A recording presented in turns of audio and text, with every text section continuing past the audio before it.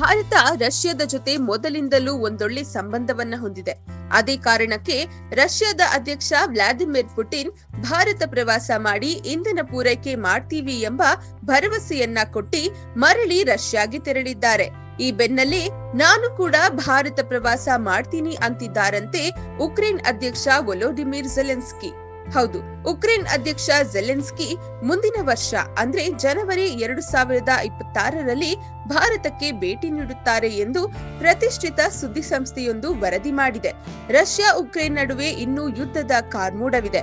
ಈ ಮಧ್ಯೆ ಭಾರತ ಉಭಯ ದೇಶಗಳೊಂದಿಗೂ ಉತ್ತಮ ಬಾಂಧವ್ಯ ಹೊಂದಿದ್ದು ಝೆಲೆನ್ಸ್ಕಿ ಭೇಟಿ ಮಹತ್ವವನ್ನ ಪಡೆಯಲಿದೆ ಎಂದು ರಾಜತಾಂತ್ರಿಕರು ಊಹಿಸಿದ್ದಾರೆ.